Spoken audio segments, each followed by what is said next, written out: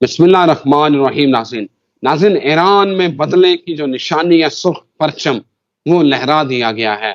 امریکہ کہہ رہا ہے بھائی ساڈا کوئی کام نہیں جائے، ساڈا یہ ہاتھ کو نہیں، اسی کچھ نہیں کیتا۔ اسرائیل جو ہے وہ ڈٹ گیا ہے، وہ کہہ رہا ہے کہ ہم اب جو ہے اس جنگ کو بڑے پیمانے پر لے کے جائیں گے۔ ناظرین جو کہہ رہے تھے نا کہ جنگ کہاں ہونی ہے، کیسے ہونی ہے، وہ دیکھ لیں۔ اور ایرانی جب سرخ پرچم لہراتے ہیں نا، وہ تب تک پھر نیچے نہیں اتارتے جب تک بدلہ نہ لے لیں۔ تو ہونے کیا والا ہے، معاملات کدھر جائیں گے، تباہی کتنی ہوگی، دو بدو لڑائی ہوگی، یا پھر وہی میزائل راکٹ اور ہوائی جہاز اس جنگ میں حصہ لیں گے، ہونے کیا والا ہے؟ پوچھتے ہیں محمد اسامہ علی صاحب سے۔ اسامہ صاحب بہت شکریہ آپ کے وقت کا۔ اسامہ صاحب، ایران میں سرخ پرچم جو بدلے کی نشانی ہے آیت اللہ خامنائی کے حکم کے ساتھ لہرا دیا گیا ہے۔ بسم اللہ الرحمن الرحیم، الحمدللہ رب العالمین، اللہم صلی علی محمد وعلی محمد۔ دیکھیں، یہ سب سے پہلے تو دو چار باتوں کو ناظرین کے سمجھنا بہت ضروری ہے۔ جو شخص یہ کہہ رہا تھا کہ یہ جنگ چھوٹی نہیں ہے بڑی ہے، اب تقریباً یقین آنے کو ہوگا جب اتنے ملک انوالو ہیں۔ اب دیکھیں، ایک تو ابھی ہم نے پچھلے دنوں ایک پروگرام کیا تھا کہ یہ جنگ بہت شدت اختیار کرے گی، اس کے ہم تو آسمانی دیکھ رہے تھے کہ جو بھی پلانٹری پلیسمنٹ کے نتیجے میں جو عوامل ماضی میں دیکھے گئے ہیں، اس ڈیٹا سائنس ہے بیسیکلی، کوئی اتنی راکٹ سائنس اور غیب کا علم جو اس کو کہتے ہیں مانتے ہیں، ان کو چاہیے کہ پہلے آگے کچھ 4 دن کلاسیں لیں، ان کو پتہ چل جائے۔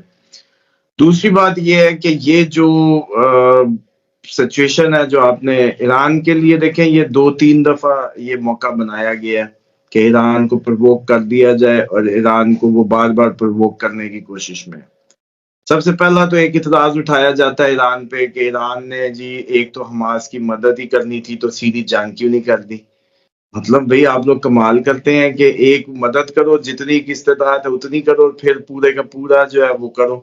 اچھا، اب کیونکہ ایران پوری کی پوری امریکن دشمنی میں ہے تو پوری کی پوری جنگ بھی امریکہ اور اسرائیل سے وہی کرے، ہم تو باہر بیٹھے ٹونکے ماریں صرف۔ مطلب سٹائل آف وہ چیک کریں نا کہ آپ کوئی مدد نہ کریں، کوئی کسی قسم کی سرکاری سطح پہ مدد بھی نہ کریں، کوئی جا کے مرہم بھی نہ لگائیں، کیمپس بھی نہ لگائیں، کچھ بھی نہ کریں، اور جب کوئی معاملہ ہو جائے تو ایران کو جو ہے کرٹیسائز کریں، جو کر رہا ہے، جو کسی نہ کسی انداز میں کر رہا ہے۔ شام کیوں آج تک انڈر اٹیک ہے؟ شام اس لیے انڈر اٹیک ہے کہ ایران کی مدد شام کے ذریعے حزب اللہ کو جاتی ہے اور حزب اللہ اسرائیل تک پہنچاتا، حماس سر وہ تک۔ کہتے ہیں کہ ایران نے مہمان گھر بلا کے شہید کروا دیا۔ ہاں جی بالکل، دیکھیں بات سمجھیں کہ جو بھی دو بدو جنگ میں اترے گا اسی کو نقصان اٹھانا پڑے گا نا، باقی تو تماشائی ہیں۔ ڈیفینیٹلی ایران کی سیکیورٹی فیلئر ہے یہ، بلکہ ایران کے لیے دوسری تیسری دفعہ یہ ہو رہا ہے۔ ان کے صدر کا جو کریش ہے وہ ابھی تک ایکسپوز نہیں کیا۔ آپ کو یاد ہے میں نے کہا تھا یہ جنگ ان سے چاہتے ہیں پرووک کرنے کے لیے کہ ایران پرووک ہو جائے، وہ ابھی تک انہوں نے وہ اس کو ایکسپوز نہیں کیا کہ ہمیں کلیئر اس میں جنگ میں جانا پڑے گا۔ لیکن اب مجھے لگ رہا ہے کہ اب وہ مجبوری بنا دی گئی ہے۔ کیوں؟ کیونکہ اب یہ دکھایا گیا ہے کہ آپ کے خامنائی صاحب بھی تو اڑائے جا سکتے ہیں، آپ کے نئے صدر بھی اڑائے جا سکتے ہیں، آپ کا جو بھی ٹارگٹ ہے ہم آپ کی ادھر مار دیں گے۔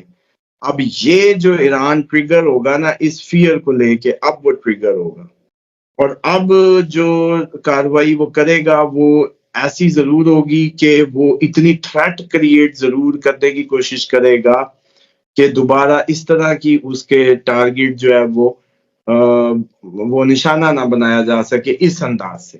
لیکن یہ کوئی نئی بات نہیں ہے۔ جنرل قاسم کے جب ٹرمپ کے دور میں جنرل قاسم کو شہید کیا گیا تھا تو آپ یاد کریں ایران نے دوبارہ عراق میں میزائل مارے تھے امریکن اڈوں پہ اور ان کے کافی جانی نقصان ہوا تھا۔ اسی طرح سمندر میں جب بھی کبھی کہا تو اس نے بدلہ لیے، ہمیشہ وہ اپنی اس کو کیا کہتے ہیں کہ جب بھی اس طریقے کا کوئی ایکشن ہوا ہے تو انہوں نے بدلہ ضرور لیا۔ ہاں یہ ضرور ہے کہ میڈیا، کیونکہ آپ کا سارا کیپچرڈ میڈیا ہے، انٹرنیشنل ہو یا نیشنل ہو، تو وہ اس طریقے سے کیونکہ ان باتوں کو اجاگر نہیں کرتا، اس لیے ہماری قوم کو تو پتہ نہیں ہے، کیونکہ یہ تو بیچاری خود ایک سلیوری کی کالونی ہے، اور اس کو اس طرح سے خبریں بھی کھل کے نہیں آتی. ان کو اتنی بھی ان کی وہ جیسے کہتے ہیں نا سماج میں عزت نہیں ہے کہ ان کو اصلی خبر ہی مل جائے. اس سے تو بیٹر ہوتا ہے کہ انڈیا کے اور ان کے وہ جو یا الجزیرہ اور ان کے چینلز دیکھ لیا کریں تاکہ ان کو تھوڑی سی فریڈم اور خبر کی جو ہے نا آزادی تو میسر ہو.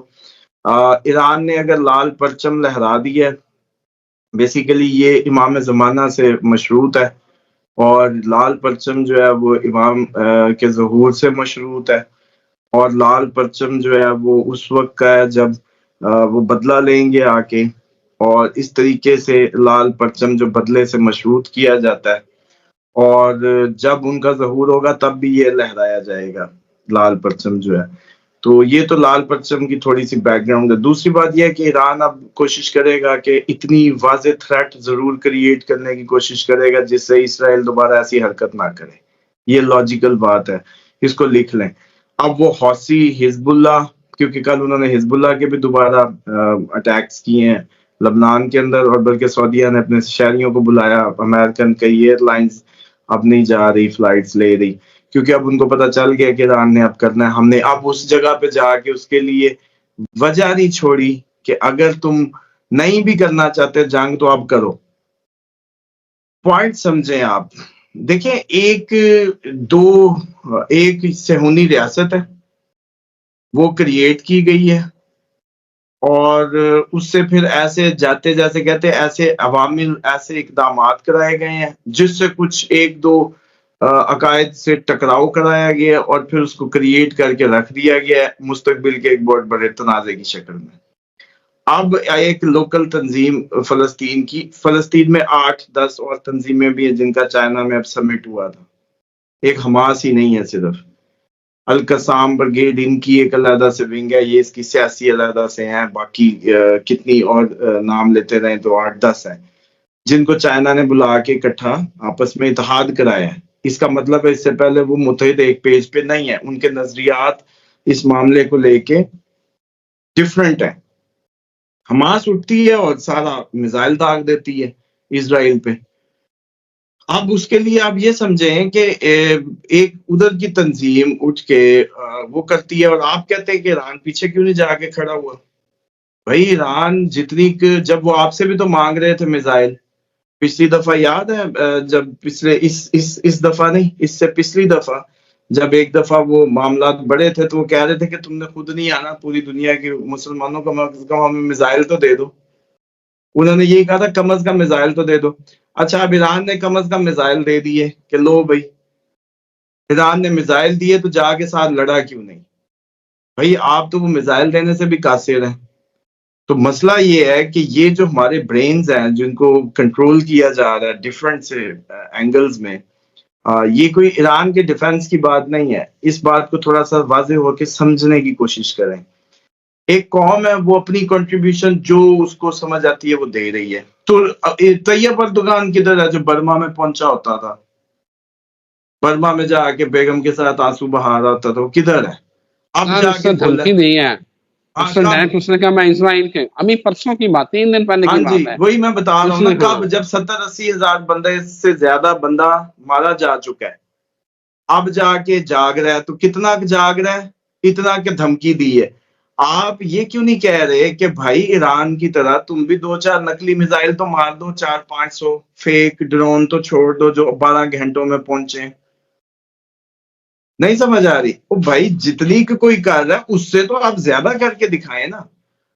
تو مسئلہ یہ ہے کہ حزب اللہ، اچھا حزب اللہ کیا فیس کر رہی ہے جو ان کے بندے لبنان میں اٹیک کر کر کے اسرائیل مار رہا ہے، شام پورے کا پورا کبھی اس کے ایئرپورٹ اڑا دیتے ہیں، کبھی اس کا کچھ اڑا دیتے ہیں. حوثی جو فیس کر رہے ہیں اس وقت امریکن اور برطانیہ کے طیارے، حوثیوں کو کیا پڑی تھی آ کے ادھر کرنے کی؟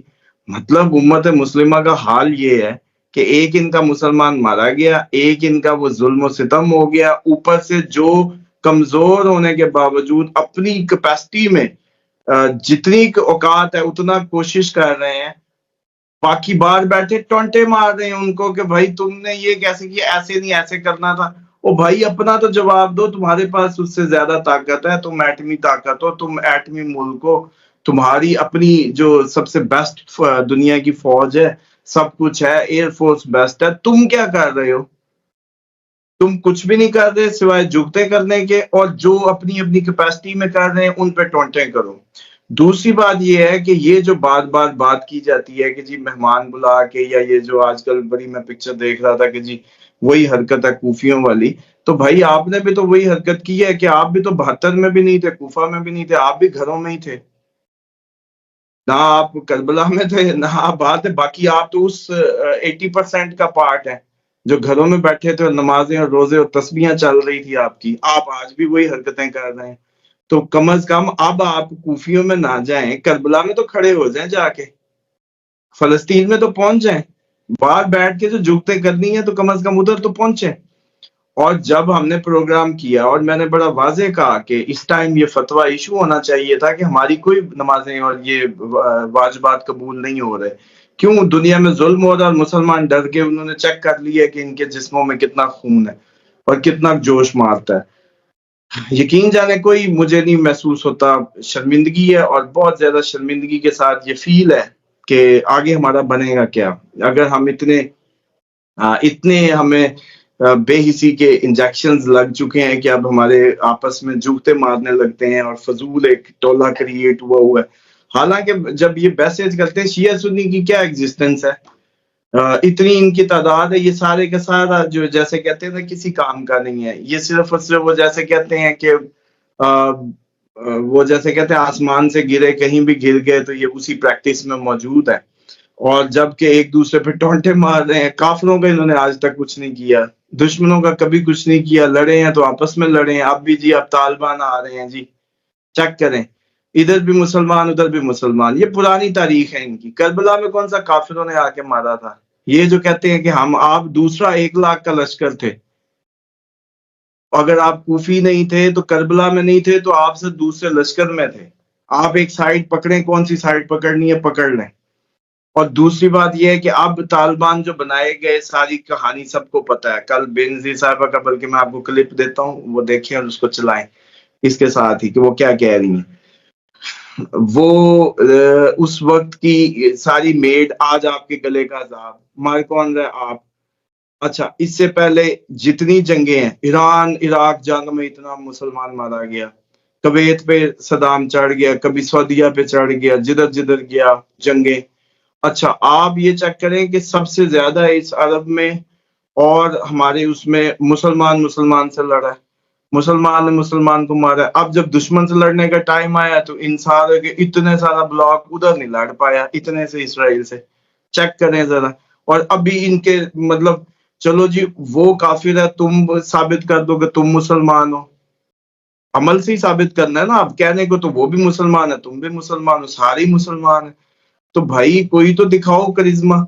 اب جو کوئی تھوڑی بہت کر رہا ہے جہاد تھوڑی بہت، اور فیلئر کہاں نہیں ہو سکتا، ٹرمپ کے کان پہ گولی نہیں لگی، اگر سر یوں ہوتا تو ٹھک گیا تھا، کیا بننا؟ سیکیورٹی فیلئر امریکہ میں جو ادھر بیٹھا چونٹی دیکھ رہا ہے پاکستان میں، بتائیں نا۔ ابھی بھی دنیا میں جو بھی کانٹ ہوگا اس کے پیچھے امریکن انٹیلیجنس کا ہاتھ کہا جائے گا، جیسے یہ ابھی بھی بات آئی ہے، الجزیرہ کے جو ایڈیٹر ہیں انہوں نے کہا ہے کہ جی یہ امریکن انٹیلیجنس انوالو ہے اس آپریشن میں۔ تو آپ وہ بتائیں بالکل کہ صحیح کہہ رہے ہیں کہ وہ کہہ رہے ہیں ٹرمپ کہ کا، اتنا ایکوریٹ جو ہے، اتنا ایکوریٹ حملہ، اور وہ بھی ایران کے اندر امریکہ کی ہیلپ کے بغیر ہو ہی نہیں سکتا۔ ٹھیک ہے، تو اب جب ٹرمپ کی کان پہ گولی لگتی ہے تو وہ کہتا ہے کہ اگر میرا سر یوں نہ ہوتا، ہلتا نہ، تو بس گیا تھا، کام پورا ہو گیا تھا۔ تو اب وہاں کیا تھا؟ وہاں بھی سیکیورٹی فیلئر تھا۔ جب اس کے پینٹاگون میں انہوں نے پینٹاگون میں مارے تھے، یہ ساتھ ٹریڈ سینٹر کے جب جہاز مارے تھے اس وقت فیلئر تھا۔ ابھی بھی ان کے جتنے بھی ریٹس یا کوئی چیزیں ہو جاتی ہیں وہ فیلئر تو ہوتے ہیں۔ فیلئر تو لنڈن میں ریٹس ہو گئے تھے، ایک بکالا مارا گیا تھا، پورا لنڈن کی دکانیں اکھاڑ دی تھی۔ تو بات کو سمجھیں، پاکستان ہو، پوری دنیا ہو، کہیں بھی ہو، جب کوئی چیز ہیپن ہونی ہے نا سر، اس کو کوئی نہیں روک سکتا، پہلی بات تو یہ ہے۔ اس کو کوئی روک نہیں سکتا، اور اسامہ صاحب جو جنگیں ہیں ان کو بھی اب کوئی نہیں روک سکتا۔ یہ جنگیں خطے میں بڑھنے والی ہیں، یہ پھیلنے والی ہیں۔ آپ جو سن رہے ہیں ہمارے لسنر، اگر وہ تیاری کر لیں تو بہت بہتر ہے، لیکن پھر اسامہ صاحب نے اپنا فارم ہاؤس ہوئے گا اتنے پہنچ جائیں گے، کوئی گل نہیں۔ ناظرین اجازت دیں، ایک نئی ویڈیو کے ساتھ پھر حاضر ہوتے ہیں۔ اللہ حافظ۔